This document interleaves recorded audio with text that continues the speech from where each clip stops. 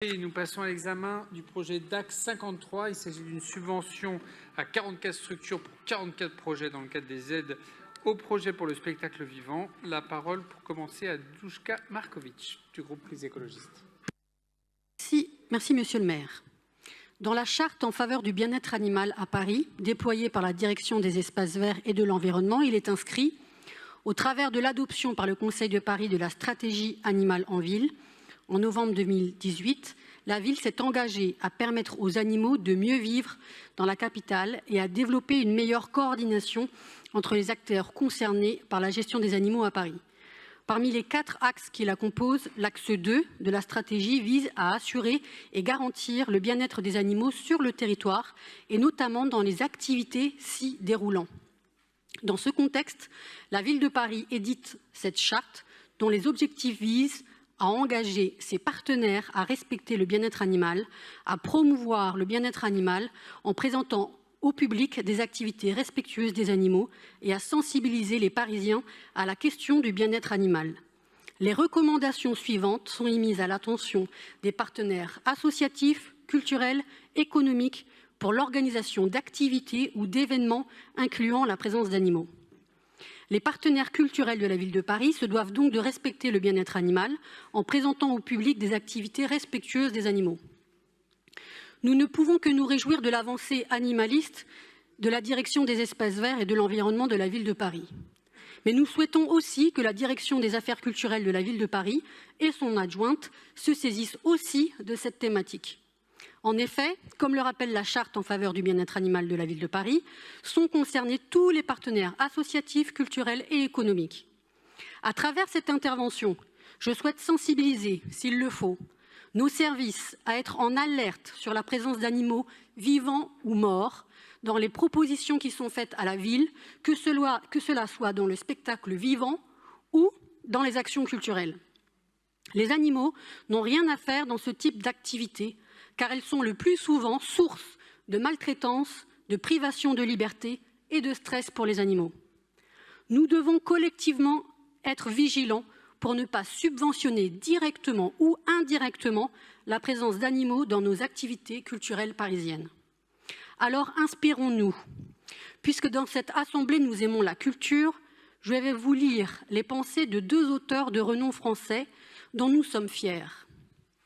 Soyons subversifs, révoltons-nous contre l'ignorance, l'indifférence, la cruauté, qui d'ailleurs ne s'exercent si souvent contre l'homme parce qu'elles se sont fait la main sur les bêtes. Rappelons-nous, s'il faut toujours ramener à nous-mêmes, qu'il y aurait moins d'enfants martyrs s'il y avait moins d'animaux torturés, moins de wagons plombés amenant à la mort les victimes de quelques dictatures, si nous n'avions pris l'habitude des fourgons où les bêtes agonisent sans nourriture et sans eau en attendant l'abattoir.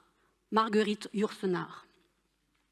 Et enfin, le devoir le plus élevé de l'homme est de soustraire les animaux à la cruauté.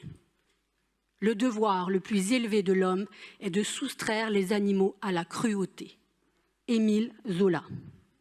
En conclusion, rappelons-nous que les animaux ne sont pas des sujets de divertissement. Les humains s'en chargent déjà très bien. Merci à vous. Merci beaucoup. La parole à M. Sorel, mais il n'est pas là. Donc pour vous répondre, Karine Roland. Merci Monsieur le maire, merci cher Duška Marković.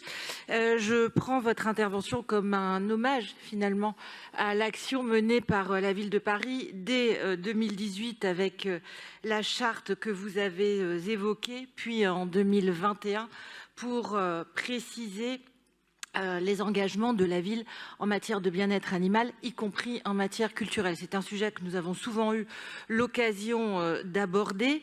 Et oui, les établissements culturels liés à la ville, qu'ils soient en régie directe ou qu'ils en soient partenaires, sont extrêmement sensibilisés à ce sujet, ce qui ne les empêche pas parfois de travailler autour du thème animal. Permettez-moi de penser à Baptiste Morisot, par exemple, grand thuriféraire des loups, avec lesquels il travaille, qui est un artiste, un penseur très proche du théâtre du Rond-Point. Il y en a d'autres. Donc oui, nous veillons au respect du bien-être animal dans la culture comme ailleurs à Paris, et nous continuerons. Un mot simplement pour en revenir à l'objet de la délibération. Il s'agit de soutenir ce que nous appelons les aides pour la création, la diffusion et la diversité artistique à Paris, des aides directes aux artistes, aux compagnies, pour un montant total sur l'année d'1 million d'euros, des aides que nous réformons pour soutenir davantage les jeunes artistes, l'émergence, pour accorder une importance plus importante encore, plus grande encore au lien avec les publics. Et donc, pour toutes ces raisons, je vous invite à voter cette délibération. Je vous remercie. Merci beaucoup. Je la mets aux voix. Qui est pour? Qui est contre? Qui s'abstient? Elle est adoptée.